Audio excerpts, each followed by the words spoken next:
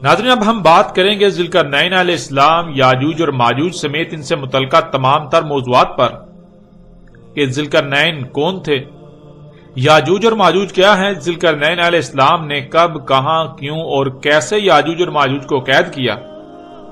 ان سوالات سمیت ایسے جتنے بھی سوالات ہیں، ان سب سوالات پر تفصیل کے ساتھ بات کریں گے۔ سب سے پہلے بات کرتے ہیں ذوالقرنین علیہ السلام پر کہ ذوالقرنین علیہ السلام کون تھے۔ یہ سوال بہت عرصے سے چلا رہا ہے اور اس سوال کا جواب دینے کے لیے قرآن کی ترجمانی کے دعوے داروں نے جو کہانیاں گڑھ رکھی ہیں، سب سے پہلے ان کو آپ کے سامنے رکھتے ہوئے ان کی حقیقت واضح کریں گے تاکہ اس موضوع پر کسی بھی قسم کا کوئی سوال، شک، شبہ یا ابہام باقی نہ رہے اور حق ہر لحاظ سے، ہر پہلو سے کھل کر آپ پر واضح ہو جائے۔ ذوالقرنین کے حوالے سے کہا جاتا ہے کہ قرآن میں اس قصے کا شان نزول یہودیوں کے 3 سوالات تھے۔ ان میں سے ایک اصحاب کہف کے بارے میں، دوسرا روح کے بارے میں اور تیسرا ذوالقرنین کے بارے میں تھا، اور انہی سوالات کے جوابات کے ضمن میں سورہ الکہف نازل ہوئی۔ ناظرین، یہ جو شان نزول بیان کیا جاتا ہے، یہ جو شان نزول اس صورت سے منسوب کیا جاتا ہے، اگر اسے صحیح تسلیم کر لیا جائے، اسے مان لیا جائے تو بہت سے سوالات پیدا ہوتے ہیں۔ ان میں سب سے پہلا سوال تو یہ پیدا ہوتا ہے کہ سورہ الکہف تو ایک لمبے عرصے پر محیط وقتاً فوقتاً وقفے سے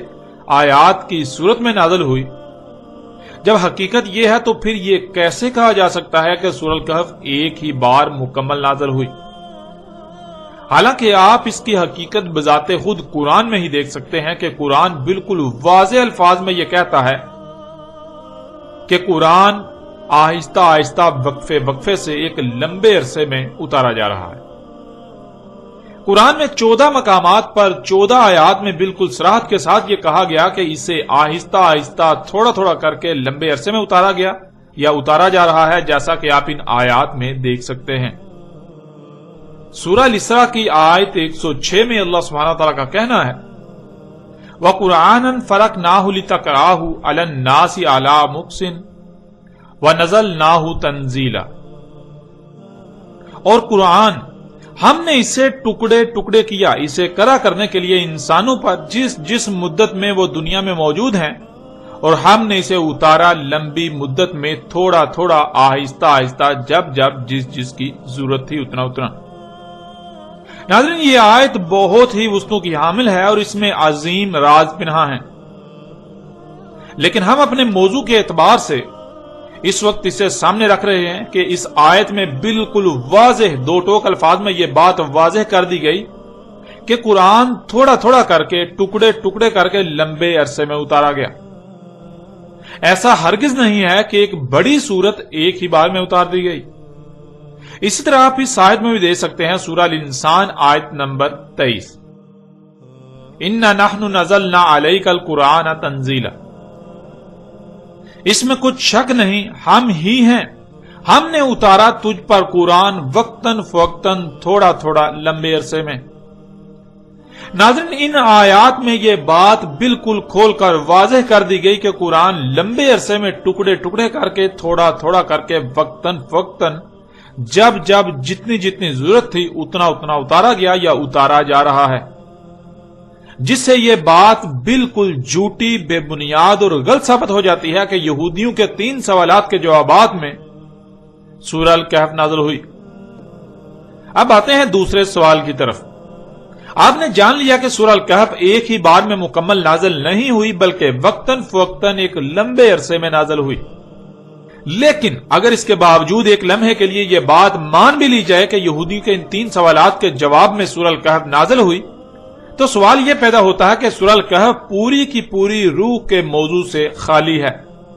سورہ الکہف میں روح کے موضوع پر ایک لفظ بھی بیان نہیں کیا گیا، کیونکہ ان کے بیان کردہ شان نزول کے مطابق تو یہودیوں کے 3 سوالات میں سے ایک روح کے بارے میں تھا، دوسرا اصحاب الکہف اور تیسرا ذوالقرنین کے بارے میں۔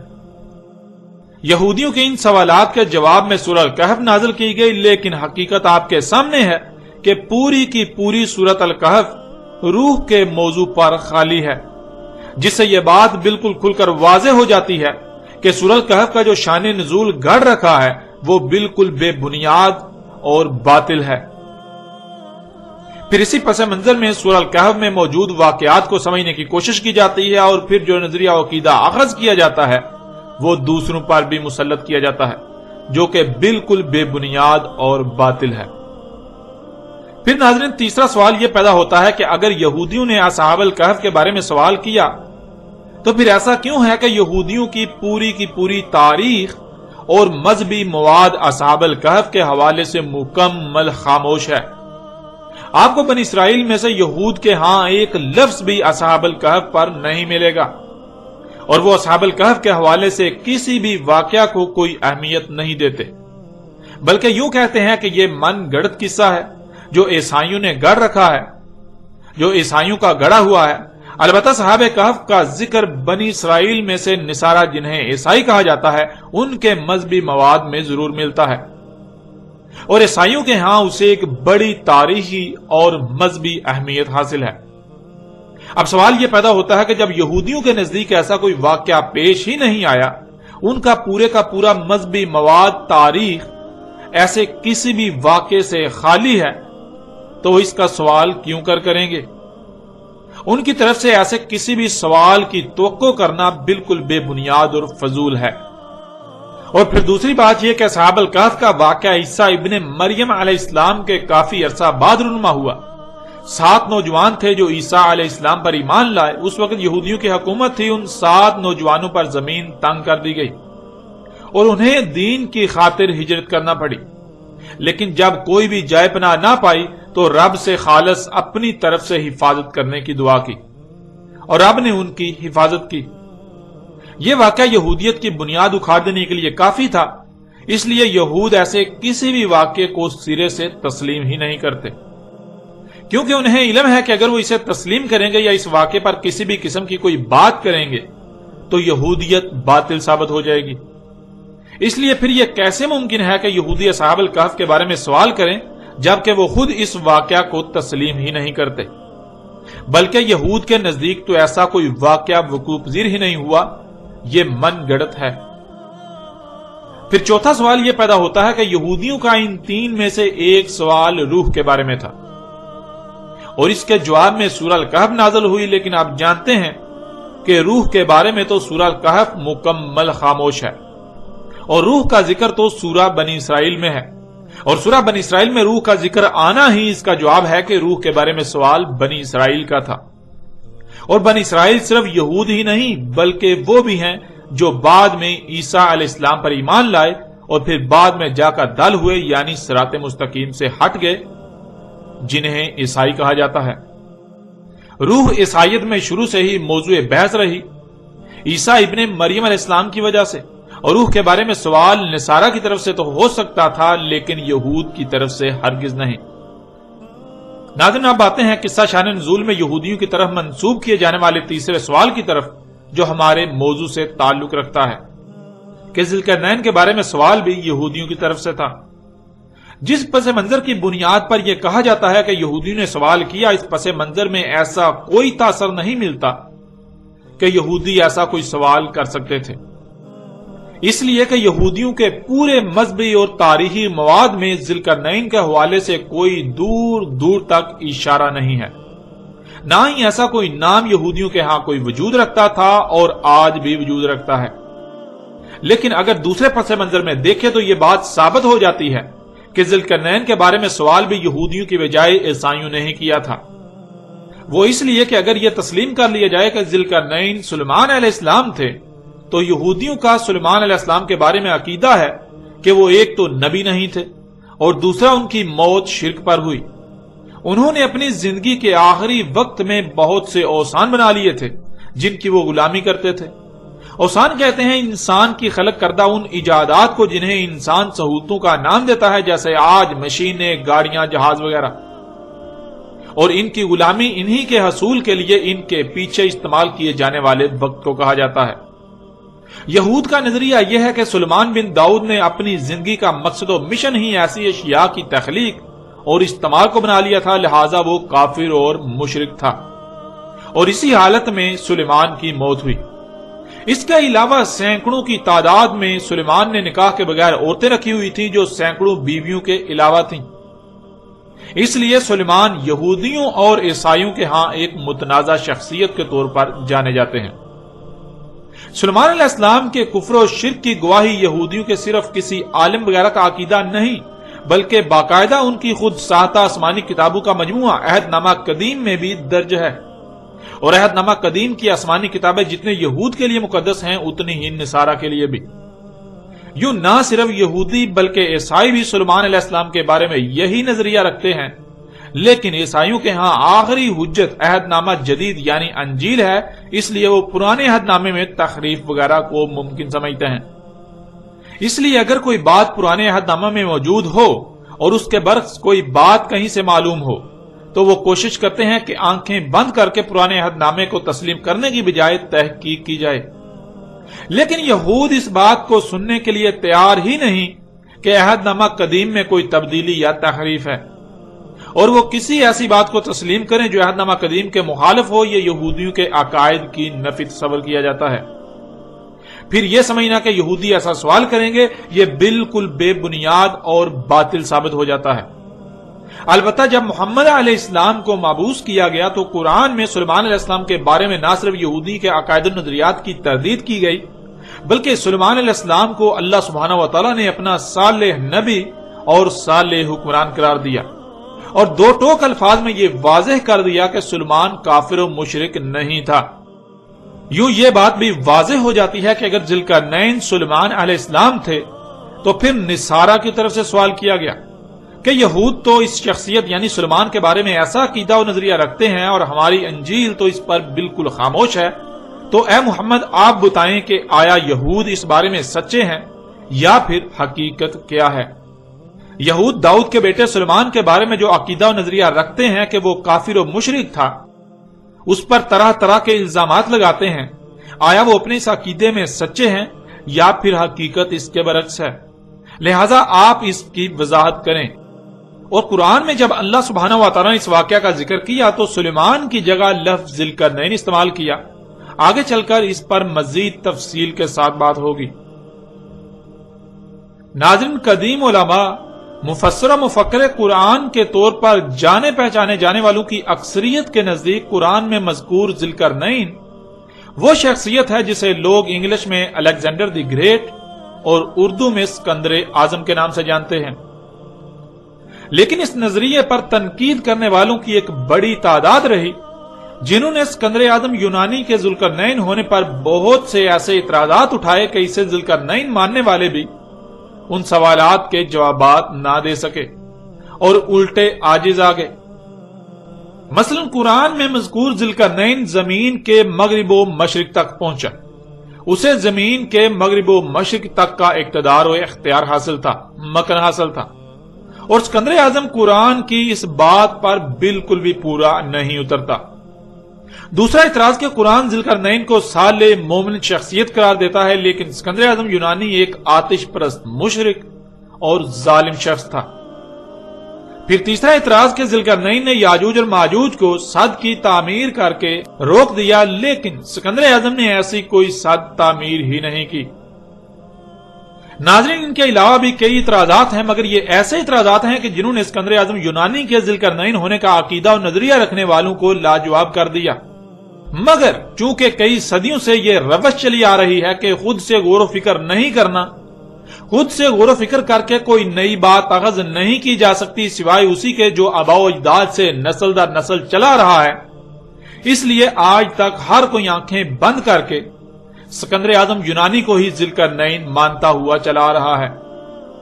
اس کے باوجود کہ کوئی بھی اسے ذوالقرنین ثابت نہیں کر سکتا۔ دوسری طرف اعتراضات اٹھانے والوں نے بھی محض اعتراضات ہی اٹھائے، وہ اس کے برعکس کسی دوسری شخصیت کو سامنے نہ لا سکے جسے وہ ذوالقرنین کہہ سکتے ہوں۔ یوں ذوالقرنین کے حوالے سے سوال مزید الجھ گیا، وقت گزرتا گیا اور زمانہ جدید میں سب سے پہلے ایک ایسی شخصیت سامنے آئی جس نے اسکندر اعظم کے ذوالقرنین ہونے کا رد کرتے ہوئے ایک نئی شخصیت کو ذوالقرنین ثابت کرنے کی بھرپور کوشش کی اور ایک دوسری شخصیت کو ذوالقرنین کے طور پر متعارف کرایا۔ زمانہ جدید کی یہ شخصیت نامور صحافی، سیاسی اور معروف مذہبی شخصیت ابوالکلام آزاد تھے، جنہوں نے یہود و نصارہ کی مذہبی کتابوں کا مجموعہ عہد نامہ قدیم میں مذکور ایک ایرانی بادشاہ سائرس کو قرآن میں مذکور ذوالقرنین قرار دیا، اور بہت سی نامور شخصیات نے نہ صرف ابوالکلام آزاد کے اس نظریے و عقیدے کی تائید و تصدیق کی، اسے تسلیم کیا، بلکہ اس کا خوب پرچار بھی کیا، جن میں غلام احمد پرویز، ابو العلا مودودی اور ڈاکٹر اسرار احمد وغیرہ سر فہرست ہیں۔ لیکن حضرت یہ بھی اپنی جگہ اٹل حقیقت ہے کہ جیسے اسکندر اعظم یونانی آتش پرست مشرک تھا، بالکل ایسے ہی سائرس دی گریٹ ایرانی بھی نہ صرف آتش پرست مشرک بلکہ بہت بڑا ظالم و جابری شخص تھا، جس نے بستیوں کی بستیوں کو تہس نہس کیا اور اپنی سلطنت کی وسعت کے لیے آس پاس کی کمزور ریاستوں پر تسلط کے لیے انہیں کچل کر رکھ دیا، انہیں تباہ و برباد کر کے رکھ دیا، جس میں عام عوام کی ایک بہت بڑی تعداد اس ظلم و جبر کا شکار ہوئی، یہاں تک کہ یہودیوں اور عیسائیوں کے مذہبی مواد عہد نامہ قدیم یعنی پرانے عہد نامے میں بھی یہ بالکل واضح مذکور ہے کہ سائرس ایرانی نے خوب تباہی مچائی، اور یہودی اسے اس لیے پسند کرتے ہیں کہ اس نے نہ صرف یہودیوں کے ساتھ نرم رویہ اپنایا بلکہ صدیوں سے در بدر ذلیل و رسوا ہوتے یہودیوں کو واپس اسرائیل میں لا بسایا۔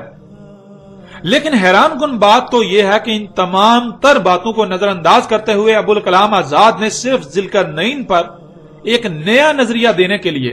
ایک نیا عقیدہ و نظریہ پیش کرنے کے لیے سائرس ایرانی مشرک عظیم کو اپنے آباء و اجداد کے نقش قدم پر چلتے ہوئے اسکندر اعظم کی طرح ذوالقرنین قرار دیا۔ اس مقصد کے لیے ابوالکلام آزاد نے تاریخ کی کتب کو کھنگالا تو دو ہی شخصیات سامنے آئیں، ایک اسکندر اعظم یونانی اور دوسرا سائرس ایرانی۔ اسکندر اعظم یونانی کو تو پہلے ہی ذوالقرنین قرار دیا جا چکا تھا، تو اس لیے اس کے مقابلے پر پیچھے ایک ہی شخصیت بچی، سائرس ایرانی، تو ابوالکلام آزاد نے اسے ہی ذوالقرنین قرار دیا۔ لیکن ناظرین، حقیقت کیا ہے؟ کیا حقیقت یہی ہے؟ کیا قدیم علماء، مفسر و مفکر قرآن کہلانے والی شخصیات جنہوں نے اسکندر اعظم یونانی کو قرآن میں مذکور ذوالقرنین قرار دیا، وہ سب کی سب غلط اور ابوالکلام آزاد سچے تھے؟ یا پھر جیسے پہلو نے اسکندر اعظم یونانی کو ذوالقرنین قرار دیا، بالکل ایسے ہی ابوالکلام آزاد نے اپنے آباء و اجداد کے نقش قدم پر چلتے ہوئے سائرس ایرانی کو ذوالقرنین قرار دیا؟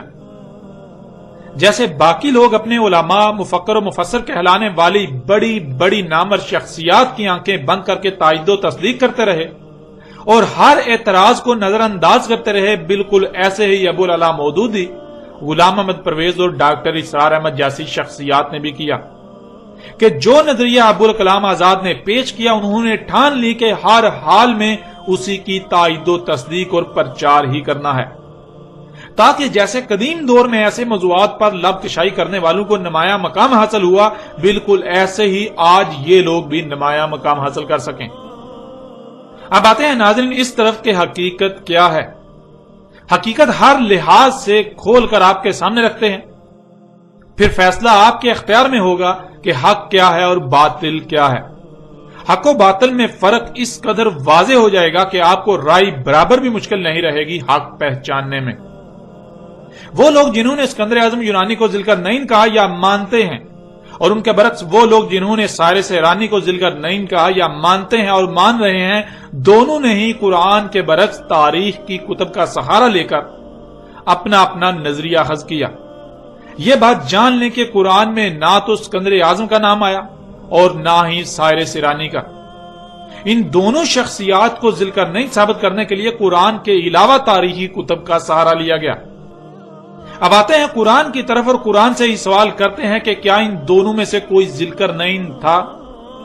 اگر نہیں تو پھر ذوالقرنین کون تھا؟ کیا قرآن اس پر خاموش ہے؟ کیا قرآن کا مقصد صرف سوال کھڑا کرنا ہے اور سوال کا جواب دینا قرآن پر فرض نہیں ہے؟ ذوالقرنین کون ہے؟ کیا قرآن اس پر رہنمائی نہیں کرتا؟ قرآن اس پر خاموش ہے جو ان لوگوں نے قرآن کے برعکس کتابوں سے رجوع کیا؟ کیا قرآن اپنے علاوہ دوسری کتب کی طرف کسی بھی معاملے میں رہنمائی کے لیے جانے کی اجازت دیتا ہے؟ اگر اجازت دیتا ہے تو اس کا مطلب کہ قرآن مکمل رہنمائی کا دعویٰ نہیں کر سکتا۔ قرآن بعض معاملات میں بعض سوالات پر عاجز آ سکتا ہے۔ قرآن کو بھی لاجواب کیا جا سکتا ہے، جیسا کہ اس موضوع پر اسکندر اعظم اور سارے سیرانی کو ذل کر نہیں ماننے والوں نے قرآن کو لاجواب کر دیا۔ اگر قرآن مکمل رہنمائی کا دعوے دار ہے، وہ ہر سوال کا جواب دیتا ہے، تو پھر اگر کوئی کسی بھی معاملے میں قرآن کو ترک کر کے اس کے برعکس کسی اور کی طرف رخ کرتا ہے، کسی اور سے رجوع کرتا ہے، تو قرآن ایسوں کے حوالے سے کیا کہتا ہے؟ ان سب سوالات کے جوابات بذات خود قرآن سے ہی آپ کے سامنے رکھتے ہیں۔ اس وقت آپ کو سکرین پر سورہ الاسراء کی آیت نمبر 99 نظر آ رہی ہے۔ وَلَقَدْ صَرَفْنَا لِلنَّاسِ فِي هَذَا الْقُرْآنِ مِنْ كُلِّ مَثَلٍ فَأَبَىٰ أَكْثَرُ النَّاسِ إِلَّا كُفُورًا، اور تحقیق کے یعنی تم اپنی طرف سے پوری تحقیق کر لو، اپنے گھوڑے دوڑا لو، جو کہا جا رہا ہے وہی تمہارے سامنے آئے گا، وہی حق ہے۔ ہم نے ہر پہلو سے، ہر لحاظ سے پھیر پھیر کر سامنے لے آئے، بیان کر دیا انسانوں کے لیے اس قرآن میں تمام کی تمام مسئلوں سے۔ پس انکار کر دیا انسانوں کی اکثریت نے، مگر اس لیے کہ جو کچھ بھی انہیں عطا کیا گیا وہ اس مقصد کے لیے استعمال ہی نہیں کرنا چاہتے جس مقصد کے لیے انہیں عطا کیا گیا، وہ اپنی خواہشات کی اتباع کرنا چاہتے ہیں، اس لیے انسانوں کی اکثریت نے اس بات کو ماننے سے انکار کر دیا۔ پھر اس طرح اگلی آیت سورہ الکہف کی آیت نمبر 54، وَلَقَدْ صَرَفْنَا فِي هَذَا الْقُرْآنِ لِلنَّاسِ مِنْ كُلِّ مَثَلٍ وَكَانَ الْإِنسَانُ أَكْثَرَ شَيْءٍ جَدَلًا، اور تحقیق کے لیے یعنی تم اپنی طرف سے پوری تحقیق کر لو، اپنے گھوڑے دوڑا لو، جو کہا جا رہا ہے وہی حق ہے، وہی تمہارے سامنے آئے گا۔ ہم نے ہر پہلو سے، ہر لحاظ سے پھیر پھیر کر سامنے لے آئے، بیان کر دیا انسانوں کے لیے اس قرآن میں تمام کی تمام مسئلوں سے، یعنی اس قرآن میں ماضی میں پیش آنے والے واقعات میں سے صرف اور صرف ان کا ذکر کیا جو خوب ہو اسی طرح قرآن کے نزول سے اسات کے قیام تک پیش آئیں گے۔ انسانوں کے ہر سوال کا جواب ہر پہلو سے، ہر لحاظ سے پھیر پھیر کر اس قرآن میں بیان کر دیا، ان کے سامنے لے آئے مسئلوں سے۔ اور تھا انسان اکثریت معاملات میں جھگڑا کرنے والا، سو جھگڑا ہی کیا، یعنی قرآن کی بات تسلیم کرنے کی بجائے اپنی خواہشات و اپنے خود ساتہ الہوں کی باتوں کو قرآن پر ترجیح دی۔ جب بھی قرآن نے کسی معاملے میں رہنمائی کی تو اپنی بےہودہ دلیلوں کو قرآن پر پیش کیا اور قرآن کے مد مقابل اور اشیاء کو اور کتابوں کو لا کھڑا کیا، اوروں کو لا کھڑا کیا، وہ بات تسلیم نہ کی جو قرآن نے پیش کی، اس کے برعکس جو قرآن کے علاوہ اوروں کی بات ہے اس کو ہی تسلیم کیا۔ ناظرین، ان آیات میں آپ نے خود اپنی آنکھوں سے دیکھ لیا اور کانوں سے سن لیا کہ اللہ سبحانہ وتعالی نے بالکل واضح کر دیا کہ اس قرآن میں جو آپ کے سامنے ہے، اس میں نہ صرف ہر سوال کا جواب دے دیا بلکہ ہر پہلو سے پھیر پھیر کر انسانوں کے سامنے لے آئے مسئلوں سے۔ ایسا نہیں ہے کہ اس قرآن میں مکمل رہنمائی نہیں ہے، اس قرآن میں ہر سوال کا جواب موجود ہے، اور پھر اس میں کوئی ایک بھی بات ایسی نہیں کی گئی جو صرف اور صرف ایک ہی بار کی گئی ہو، ایک ہی پہلو سے، بلکہ اس قرآن میں ہر معاملے کو، ہر بات کو جو انسانوں کو پیش آنی ہے، جو انسانوں کو پیش آنا تھا، ہر سوال کو، ہر اس سوال کو جو انسانوں کے سامنے کھڑا ہونا تھا، اسے ہر پہلو سے پھیر پھیر کر بیان کر دیا۔ ایک مقام پر ایک روح ایک پہلو سے بیان کیا تو اسی معاملے کو، اسی بات کو، اسی سوال کو دوسرے مقام پر دوسرے رخ، دوسرے پہلو سے بیان کر دیا، اسی کو تیسرے مقام پر تیسرے پہلو سے بیان کر دیا، یوں کسی ایک بھی پہلو سے اسے پوشیدہ نہیں رہنے دیا گیا۔ قرآن میں کوئی ایک بھی معاملہ، کوئی ایک بھی بات ایسی نہیں ہے جو صرف کسی ایک ہی مقام پر اور ایک ہی بار بیان کی گئی، بلکہ ہر معاملے کو ایک سے زائد مقامات پر ہر پہلو سے پھیر پھیر کر بیان کر دیا۔ کوئی سوال ایسا نہیں جس کا جواب قرآن میں موجود نہ ہو، کوئی معاملہ ایسا نہیں جس کا حل قرآن میں موجود نہ ہو۔ اور قرآن نے یہ بات بھی واضح کر دی کہ انسانوں کی اکثریت اس کا انکار کر رہی ہے، یعنی انسانوں کی اکثریت یہ ماننے کو تیار ہی نہیں کہ اس قرآن میں سب کچھ بیان کر دیا گیا، قرآن میں مکمل رہنمائی موجود ہے، قرآن میں ہر معاملے کا، ہر مسئلے کا حل موجود ہے، قرآن میں ہر سوال کا جواب موجود ہے، قرآن میں ہر بات کو، ہر سوال کو، ہر معاملے کو، ہر مسئلے کو ایک سے زائد مقامات پر ہر پہلو سے پھیر پھیر کر مسئلوں سے بیان کر دیا۔ انسانوں کی اکثریت یہ بات ماننے کو تیار ہی نہیں، اس کا انکار ہی کر رہی ہے۔ اور پھر اللہ سبحانہ تعالیٰ نے یہ بھی واضح کر دیا کہ انسانوں کی اکثریت ایسا کیوں کر رہی ہے، الا کفورا، یعنی انسانوں کو جو کچھ بھی عطا کیا گیا، خواہ وہ مال ہو، دولت ہو، اولاد ہو یا ذہنی اور جسمانی صلاحیتیں ہوں، وہ کہیں یا کسی پر بھی اقتدار و اختیار ہو یا کچھ بھی عطا کیا گیا ہو، انسانوں کی اکثریت ان کا استعمال اس مقصد کے لیے کرنا ہی نہیں چاہتی جس مقصد کے لیے انہیں یہ سب عطا کیا گیا، یہ سب کچھ دیا گیا۔ کیونکہ اگر یہ بات مان لیں کہ قرآن میں ہر سوال کا جواب موجود ہے، ہر معاملے و مسئلے کا حل موجود ہے، تو ان کی خواہشات پر ضرب آئے گی، اور یہی یہ نہیں چاہتے۔ یہ اپنی خواہشات کی تباہ کرنا چاہتے ہیں، اس لیے یہ اس بات کا انکار کرتے ہیں کہ قرآن میں سب کچھ ہر پہلو سے پھیر پھیر کر مسئلوں سے بیان کر دیا گیا، مسئلوں سے سامنے لے آیا گیا۔ اس لیے یہ قرآن کے برعکس اوروں کی طرف رجوع کرتے ہیں، ان کی طرف رجوع کرتے ہیں جن سے ان کی خواہشات پر ضرب نہیں آتی، ان کی خواہشات پر ضرب نہیں پڑتی، بلکہ وہ الٹا ان کی خواہشات کے عین مطابق ہوتا ہے۔ مثال کے طور پر ناظرین، آج اکثریت کی زبانوں سے آپ سنتے ہیں، اکثریت کا کہنا ہے کہ قرآن میں سب کچھ بیان نہیں کیا گیا۔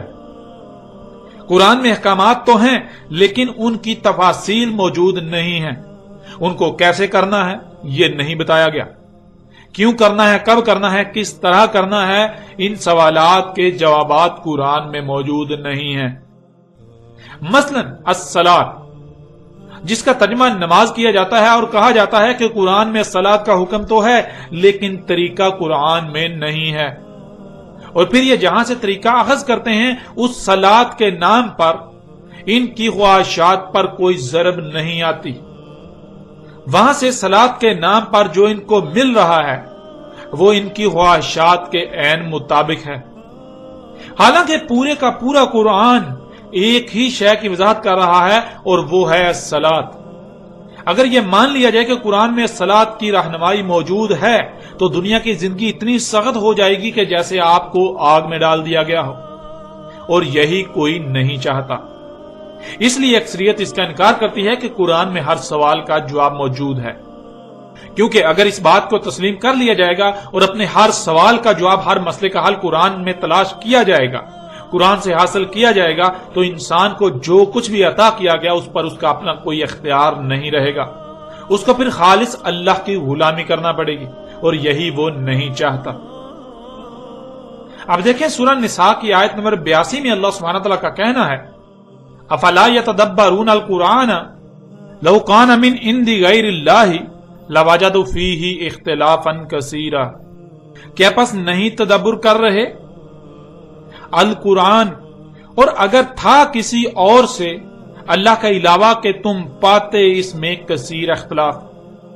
یعنی ایسا نہیں ہے کہ اس قرآن میں ایک مقام پر کچھ کہا جا رہا ہے اور دوسرے مقام پر اس کے برعکس کچھ اور دوسری بات کہی جا رہی ہے۔ اگر تم اس قرآن میں ایسی شے پاؤ، اختلاف پاؤ، تو پھر یہ اللہ کی طرف سے نہیں ہے بلکہ یہ غیر اللہ کی طرف سے ہے۔ ناظرین، اللہ سبحانہ و تعالیٰ کی طرف سے کھلم کھلا اعلان ہے کہ اگر یہ قرآن غیر اللہ کی طرف سے ہوتا تو تم اس میں کثیر اختلاف پاتے۔ یعنی اگر ہم اس آیت کو صرف پیچھے بیان کی جانے والی 2 آیات کے تناظر میں دیکھیں تو ایسا ممکن ہی نہیں کہ اللہ سبحانہ و تعالیٰ نے قرآن میں جو سوالات اٹھائے ہوں یا جو بھی احکامات دیے ہوں، جو بھی کہا ہو، ان کے جوابات بھی قرآن میں نہ دیے ہوں۔ حتیٰ کہ انسان کے اس دنیا میں موجود رہنے تک پیش آنے والے کسی بھی معاملے کا حل ایسا نہیں ہے کہ قرآن میں نہ ہو، کسی بھی قسم کے پیدا ہونے والے سوال کا جواب قرآن میں نہ ہو، یہ ممکن ہی نہیں۔ کیونکہ اگر ایسا ہو تو گویا کہ قرآن میں اختلاف ہے۔ ایک طرف اللہ سبحانہ تعالیٰ کا کہنا ہے کہ اس قرآن میں سب کچھ ہر طرف سے پھیر پھیر کر بیان کر دیا، ہر پہلو سے پھیر پھیر کر انسانوں کے لیے ان کے سامنے لے آئے مسئلوں سے، اور دوسری طرف اللہ سبحانہ و تعالیٰ نے ایسے سوالات کے جوابات ہی نہ رکھے جو بڑے بڑے سوالات ہیں، جن کے جوابات جاننا بہت ضروری ہیں۔ قرآن خود ہی سوال کھڑا کرے اور اس کا جواب ہی نہ دے، ایسی صورت میں تو یہ پھر اللہ کی طرف سے نہ ہوا بلکہ غیر اللہ کی طرف سے ہوا، جو کہ بالکل ناممکن ہے۔ اب ناظرین غور کریں، اللہ سبحانہ تعالیٰ کا کہنا ہے کہ ہر سوال کا جواب اس قرآن میں ہر پہلو سے پھیر پھیر کر مختلف مقامات پر بیان کر دیا، انسانوں کے لیے سامنے لے آئے مسئلوں سے، اور اگر کوئی سوال کھڑا ہو اور آپ یہ کہیں کہ اس قرآن میں اس کا جواب نہیں ہے تو پھر اس کا مطلب کیا ہے؟ ایک ہی صورت ہے، یا تو قرآن جھوٹا اور آپ سچے ہیں، یا پھر قرآن جھوٹا نہیں، قرآن تو سچا ہے اور آپ اپنے دعوے میں جھوٹے ہیں۔ آپ قرآن پر الزام لگا رہے ہیں، آپ قرآن پر اور اللہ پر افترا کر رہے ہیں۔ اور ناظرین ذرا غور کریں، اگر کوئی سوال پیدا ہوتا ہے تو آپ اس سوال کا جواب قرآن سے حاصل کرنے کی بجائے اس قرآن کے برعکس کسی اور کی طرف رجوع کرتے ہیں، تو آپ کا یہ عمل کس بات کا اعلان کر رہا ہے؟ کیا آپ اپنے عمل سے یہ اعلان نہیں کر رہے کہ قرآن کے پاس آپ کے سوال کا جواب موجود نہیں ہے؟ کیا آپ اپنے عمل سے یہ اعلان نہیں کر رہے کہ قرآن میں اختلاف موجود ہے؟ ایک طرف قرآن ہر سوال کا جواب دینے کا دعویٰ کرتا ہے اور دوسری طرف آپ کے سوال کا جواب قرآن کے پاس ہے ہی نہیں۔ اسی لیے تو آپ نے قرآن کے برعکس کسی اور سے رجوع کیا اپنے سوال کے جواب کے لیے۔ اب ناظرین ذرا غور کریں، جن جن لوگوں نے اسکندر اعظم یا سائرس ایرانی کو ذوالقرنین کہا ثابت کرنے کی کوشش کی، اور جو بھی ان میں سے کسی ایک بھی شخصیت کو ذوالقرنین مان رہے ہیں، کیا ان کو ان کے سوال ذوالقرنین کون ہے کا جواب قرآن نے دیا؟ کیا انہوں نے اپنے سوال کا جواب قرآن سے حاصل کیا؟ اگر یہ جواب قرآن سے ہے تو غلط ہو ہی نہیں سکتا، اور اگر قرآن سے نہیں تو نہ صرف ان کو جواب غلط ملا بلکہ انہوں نے قرآن پر افترا کیا۔ ان لوگوں نے قرآن پر بہتان باندھا، ان لوگوں نے اپنے عمل سے اس بات کا اعلان کیا، دعویٰ کیا کہ قرآن میں ہر سوال کا جواب موجود نہیں ہے، قرآن میں مکمل رہنمائی موجود نہیں ہے، قرآن اپنے دعوے میں جھوٹا ہے، اللہ اپنے دعوے میں جھوٹا ہے۔ اللہ ایک طرف تو کہتا ہے ہم نے اس قرآن میں ہر سوال کا جواب پھیر پھیر کے ہر پہلو سے مسئلوں سے تمہارے سامنے لے آئے، بیان کر دیا، اور دوسری طرف ہمارے کسی سوال کا جواب قرآن میں ہے ہی نہیں۔ ناظرین خواہ کوئی بھی شخصیت ہو، پوری کی پوری دنیا ہی کیوں نہ اس کی تعریفوں کے پل باندھے، لیکن اس کے حق ہونے کا معیار یہ نہیں ہے، بلکہ حق ہونے کا معیار وہ ہے جو اللہ سبحانہ و تعالی نے طے کر دیا، اس ذات نے جس نے وجود دیا۔ قرآن میں اور بھی درجنوں ایسی آیات ہیں جن میں انہی باتوں کا مزید مختلف پہلوؤں سے پھیر پھیر کر بیان کیا گیا، اور انسانوں کے رد عمل کو بھی بالکل کھول کھول کر بیان کر دیا گیا، جنہیں آپ ان آیات میں جان چکے ہیں۔ ناظرین قرآن نے بالکل واضح اور دو ٹوک الفاظ میں اسکندر اعظم اور سائرس ایرانی کے ذوالقرنین ہونے کی نفی کر دی، اور جن لوگوں نے ان شخصیات کو ذوالقرنین بنایا ہوا تھا ان کی حقیقت بھی اللہ سبحانہ و تعالی نے چاک کر کے رکھ دی۔ ناظرین جن لوگوں نے اسکندر اعظم یا پھر سائرس ایرانی کو ذوالقرنین کہا، ثابت کرنے کی ناکام کوشش کی یا تسلیم کیا،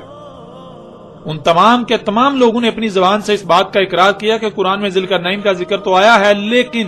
قرآن اس سوال کا جواب نہیں دیتا کہ ذوالقرنین کون تھا۔ اس لیے ہمیں اس سوال کے جواب کے لیے قرآن کے علاوہ دوسری تاریخی کتب کا سہارا لینا پڑا۔ آپ جان چکے ہیں کہ یہ لوگ اپنے دعوے میں بالکل بے بنیاد اور جھوٹے ہیں۔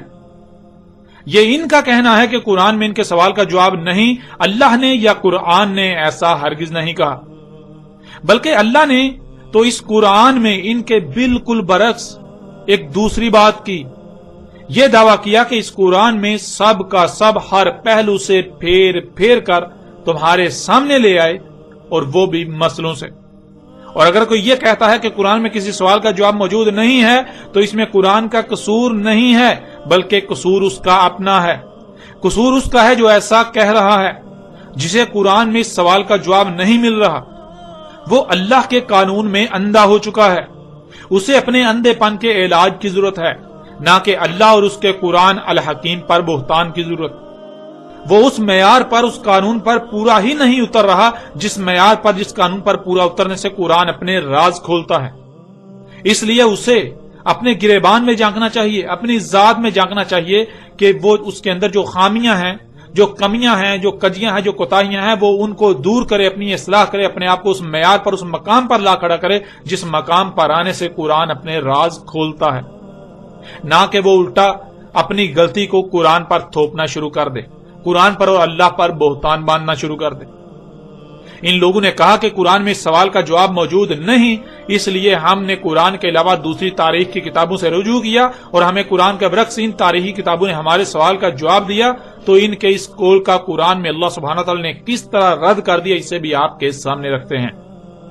اس وقت آپ کو اسکرین پر سورہ زمر کی آیت نمبر 23 نظر آ رہی ہے۔ اللہ نزل احسن الحدیث، اللہ نے اتاری احسن الحدیث۔ حدیث کہتے ہیں تاریخ کو۔ انسان کا معاملہ یہ ہے کہ جب بھی وہ کوئی ایسا کام کرتا ہے یا اسے ایسا معاملہ پیش آتا ہے جس سے اس کا پہلی بار واسطہ پڑتا ہے، تو وہ رہنمائی کے لیے کسی ایسے کو تلاش کرتا ہے جس کا اس سے پہلے اسی کام سے واسطہ پڑ چکا ہو، تاکہ اس کی تاریخ سے استفادہ کیا جا سکے۔ یوں نہ صرف بہتر طریقے سے اس مسئلے یا معاملے سے نپٹا جا سکے گا، بلکہ ہر ممکن حد تک نقصان سے بچا جا سکتا ہے۔ بالکل ایسے ہی جیسے آپ اپنی زندگی میں پہلی بار کوئی قیمتی شے خریدتے ہیں جس کے بارے میں پہلے سے آپ کے پاس کوئی علم نہیں ہوتا، تو آپ کسی ایسے شخص سے رہنمائی لیتے ہیں جو آپ سے پہلے اس شے کو خرید کر استعمال کر چکا ہوتا ہے۔ اگر کوئی ایسا شخص نہ ملے تو آپ کسی ایسے شخص کی تاریخ سے رہنمائی لیتے ہیں تاکہ کسی بھی قسم کی غلطی یا نقصان سے بچا جا سکے۔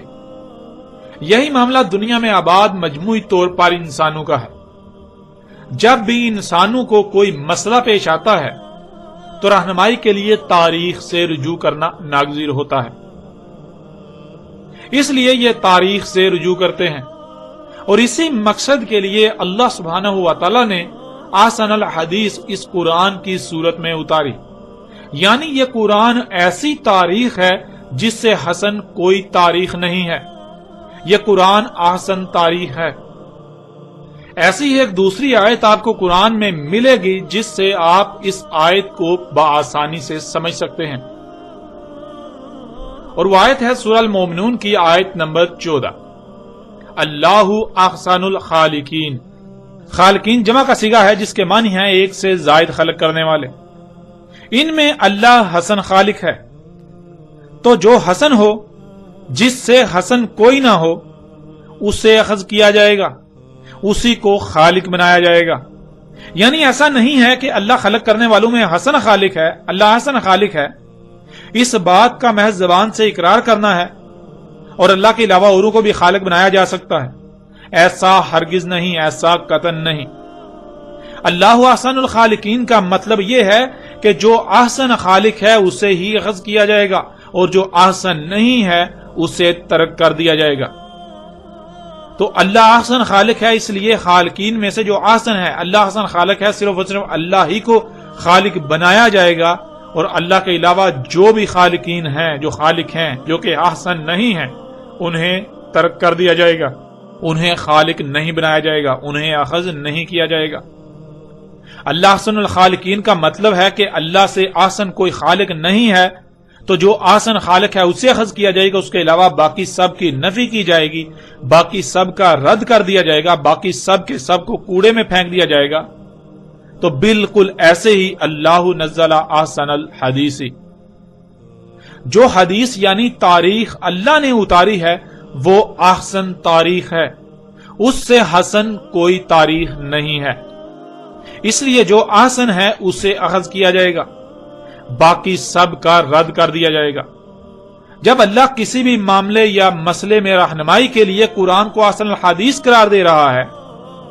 تو اگر کوئی احسن تاریخ کو چھوڑ کر جو احسن نہیں ان سے رہنمائی لیتا ہے، تو کیا وہ تاریخ کی کتابیں اس کی حاجت کو پورا کر سکتی ہیں؟ اسے بہتر جواب دے سکتی ہیں؟ اس کی بہتر رہنمائی کر سکتی ہیں؟ اسے صحیح جواب دے سکتی ہیں؟ نہیں، بالکل نہیں۔ جن کی اپنی کوئی بنیاد نہیں، جو خود خامی و خرابیوں سے بھرپور ہوں، جو احسن نہیں ہیں، وہ کسی دوسرے کو نفع کیسے دے سکتی ہیں؟ جو تاریخ احسن ہے ہی نہیں، کیا وہ سوال کا احسن جواب دے سکتی ہے؟ نہیں، بالکل نہیں۔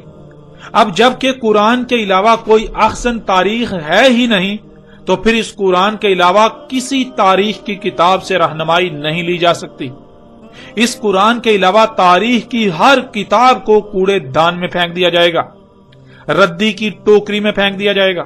اگر کوئی اس قرآن کو چھوڑ کر کسی دوسری کتاب سے رہنمائی کے لیے رجوع کرتا ہے تو سوائے دھوکے کے اس کے ہاتھ کچھ نہیں آئے گا۔ اب آپ خود غور کریں، جب اللہ اس قرآن کو احسن تاریخ قرار دے رہا ہے اور اس قرآن کے علاوہ کسی بھی تاریخ سے رہنمائی کی اجازت نہیں دے رہا بلکہ الٹا سختی کے ساتھ روک رہا ہے، تو اس کے باوجود جو ایسا کرتے ہیں تو اللہ کے نزدیک ایسے لوگوں کی حقیقت کیا ہوگی؟ اللہ کے نزدیک ایسا کرنے والوں کی حقیقت کیا ہے؟ جو ایسا کریں گے ان کے ہاتھ کیا آئے گا؟ ان کے ہاتھ سوائے باطل کے کچھ نہیں آئے گا۔ اور جن لوگوں نے اسکندر اعظم یا سائرس ایرانی کو ذی القرنین قرار دیا، وہ لوگ تو خود اپنی زبان سے اس بات کا اقرار کر رہے ہیں کہ ذی القرنین کے بارے میں جاننے کے لیے انہوں نے احسن تاریخ قرآن کے برعکس دوسری تاریخ سے رجوع کیا جس نے انہیں ان کے سوال کا جواب دیا۔ تو جب یہ جواب احسن تاریخ کا ہے ہی نہیں تو پھر جواب بھی احسن کیسے ہو سکتا ہے؟ بالکل نہیں ہو سکتا۔ غیر قرآن کا جواب بالکل بے بنیاد، باطل اور محض دھوکے کے سوا کچھ نہیں۔ اور اس سے بڑھ کر تو یہ کہ جب آپ قرآن کو چھوڑ کر کسی دوسری تاریخ سے رہنمائی کے لیے رجوع کرتے ہیں تو آپ اپنے عمل سے اس قرآن کے احسن الحدیث ہونے کا کفر کرتے ہیں۔ ظاہر ہے رہنمائی اس سے لی جائے گی جو احسن ہے، اور جب آپ نے اس قرآن کے برعکس کسی دوسرے سے رہنمائی لی، کسی دوسری تاریخ سے رہنمائی لی، تو آپ نے اپنے عمل سے یہ ثابت کر دیا کہ آپ غیر قرآن کو احسن الحدیث تسلیم کر رہے ہیں اور قرآن کے احسن الحدیث ہونے کا انکار کر رہے ہیں۔